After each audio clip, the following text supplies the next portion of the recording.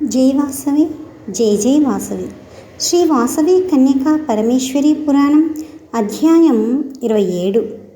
పుత్ర కామేష్టి యాగం, వాసవ కన్యక మరియు విరూపాక్షుడి జననం.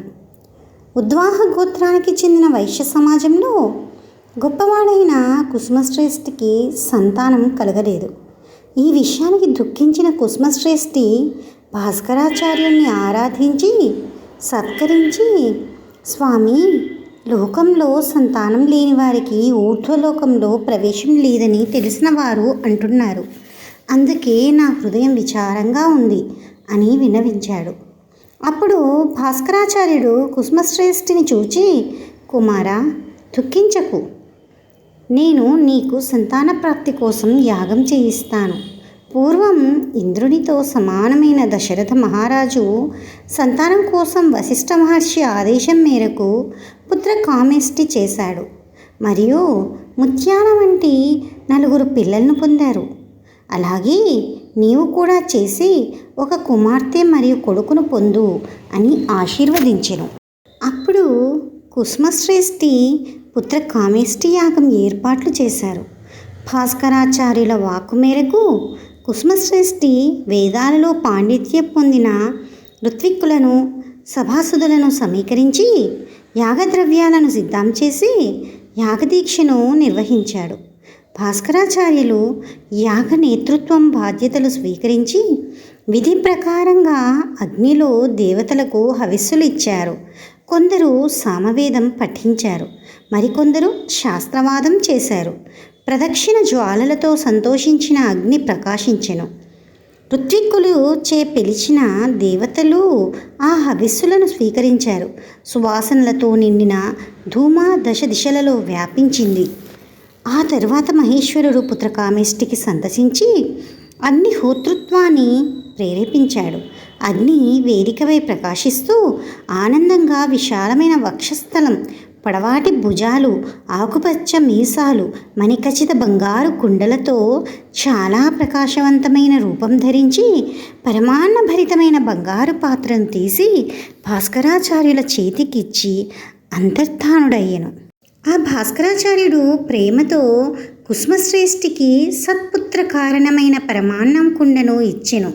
కుసుమశ్రేష్ఠి వరము పొంది మనోరథునిగా రాణించి ఋత్విక్కులకు దక్షిణ ఇచ్చి సభాసదులను పూజించి బ్రాహ్మణులకు ధన కనక రత్నాలను సమర్పించి అనేక విధాల దానాలు చేసి బ్రాహ్మణులకు ఆజ్య, క్షీర, పెరుగు, పాయసాలతో కూడిన చతుర్విధాన్యాలను శ్రద్ధాభక్తితో వడ్డించాడు. ఆ తర్వాత సంతోషంగా తన భార్యకు పాయసం ఇచ్చాడు. అప్పుడు కౌసంబీదేవి తన భర్తతో కలిసి ఆ పాయసం సేవించెను. కొంతకాలం తరువాత తూర్పు దిక్కు చంద్రుని ధరించినట్లుగా కౌసంబీదేవి గర్భమును ధరించెను. గర్భం వల్ల కౌసంబీదేవి శుక్లపక్షంలో చంద్రుడిలా దినదినాభివృద్ధి చెంది కుసుమశ్రేష్ఠి ఆనందాన్ని పొందాడు. ఉత్త ప్రకారం కుసుమశ్రేష్ఠి ఆమెపై పుంసవన వంటి కార్యాలను నిర్వహించాడు. బ్రాహ్మణులకు విలువైన వస్తువులను దానం చేశాడు. నగరేశ్వరుడు జనార్దన స్వాములకు అనేక రకాల బహుమతులు ఇచ్చి ఆనందితుడు అయ్యాడు. అప్పుడు కౌసుంభి ఒక శుభలగ్నంలో ముందుగా ఒక కుమార్తెకు జన్మనిచ్చింది. ఆపై ఆమె మంచి అంశవృద్ధి చేసే ఉత్తముడైన కొడుకుకు జన్మనిచ్చింది. తేనెలోని మధురమైన రుచికరమైన సంతానం విచారం తెలిసి తన భార్య దగ్గరికి చేరి కవలలుగా జన్మించి ఆ మగ ఆడ శిశువులను చూసి కుసుమశ్రేష్ఠి ఆనంద సముద్రంలో తేలియాడాడు. తరువాత తేజోమయి దివ్యస్వరూపిణి చతుర్భుజం, ఒక చేతిలో కమలం, మరో చేతిలో పాశం, మల్లెపూల చంద్రుడిలా తెల్లగా నిర్మలంగా 1000 వెన్నెలలా ప్రకాశించే స్వర్ణమూర్తి, దివ్యమైన స్వర్ణాభరణాలు, దివ్య పీతాంబర ధర అని మణిమయ కర్ణభూషిత కిరీటంతో మెరిసి దివ్యరూపి మహాదేవిని చూసి తెలివిని కోల్పోయి బుద్ధి శూన్యుడై నిలబడ్డాడు. అప్పుడు దేవి ఆ కుసుమశ్రేష్ఠిని చూసి సంతోషించి దివ్య జ్ఞానాన్ని ప్రసాదించింది. ధనవంతుడైన కుసుమశ్రేష్ఠి దివ్యజ్ఞాన సంపన్నుడై అధిక భక్తితో దేవికి నమస్కరించి స్తుతించి ఆమె పాదాల మీద సాష్టాంగ నమస్కారం చేసి ప్రార్థించాడు. అప్పుడు తన అమృతమయమైన స్వరంతో పరమేశ్వరి గంభీర కంఠంతో, వత్స, నీకు మంగళం మవుగాక. నీవు పూర్వజన్మలో సమాధి అనే వైశ్య ఋషివు. నన్ను ఆరాధించి నా నుంచి ఉత్తమమైన వరాన్ని పొందేవు. నీ తపా ప్రభావంతో సకల లోకేశ్వరి అయిన నన్ను నీ కూతురిగా పొందావు. నన్ను ఆరాధించిన ఫలము మీకు దొరుకుతుంది అని దేవి అంతర్ధానమయ్యింది. అప్పుడు కుసుమశ్రేష్ఠి స్నానమాచరించి బ్రాహ్మణులకు పుష్కలంగా ధాన్యాలు రత్నాలు దానం చేసి ఎంతో భక్తితో సంతృప్తి చెందాడు. అప్పుడు ఒక జ్యోతిష్యుడు కుసుమశ్రేష్ఠి కుమారులు మరియు కుమార్తెల జన్మపత్రాలను రాశాడు.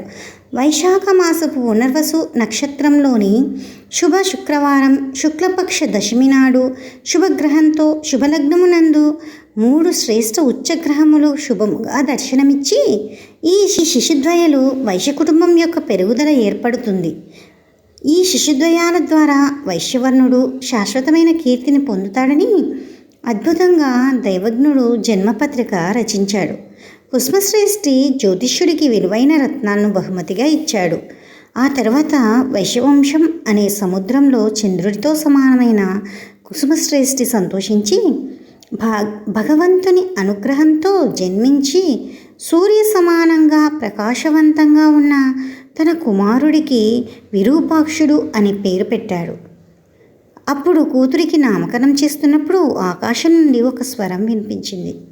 పూర్వంలో ఆమె విష్ణువు యొక్క సోదరి కాబట్టి మీ కుమార్తె వాసవి అనే పేరుతో ప్రసిద్ధి చెందుతుంది. పూర్వంలో ఆమెను విష్ణువు కన్నికే అని మరియు బ్రహ్మచారిణి అని పొగిడినందుకు కాబట్టి నీ కూతురు కన్యక అనే పేరుతో ప్రసిద్ధి పొందుతుంది అని స్వరం వినిపించింది. అది విన్న బ్రాహ్మణులు ఆమెకు ఆ పేరు అలానే నామకరణం చేశారు. పరమేశ్వరి వాసవి అనే పేరుతో కుసుమశ్రేష్ఠి పుత్రికగా జన్మించిందన్న విషయం పండితులందరికీ తెలుసు. రోజురోజుకు ఆ 2 పిల్లలు ప్రశాంతంగా పెరిగారు. ఆ 2 పిల్లలు తల్లిదండ్రులకు బంధువులకు ఎంతో సంతోషాన్ని కలిగించారు. క్రమంగా పెరుగుతూ విరూపాక్షుడు 12 వసంతాలు గడిపాడు. తరువాత భాస్కరాచార్యులు వేదోక్త విధి నుంచి ఉపశమనం చేశారు. భాస్కరాచార్యుడు విరూపాక్షుడికి 3 వేదాలను చెప్పాడు. విరూపాక్షుడు 64 విద్యలను గురువును నిమిత్తం చేసుకుని అభ్యసించాడు మరియు వాటిని చాలా త్వరగా అభ్యసించాడు. కన్యక మాకందరిదేలాగా అభివృద్ధి చెందింది మరియు కీర్తి యవ్వన సంపన్నులయ్యింది. వాసవి జై జై వాసవి. శ్రీ వాసవి కన్యకా పరమేశ్వరి పురాణం 27వ అధ్యాయం సమాప్తం. మరలా 28వ అధ్యాయంలో కలుద్దాం.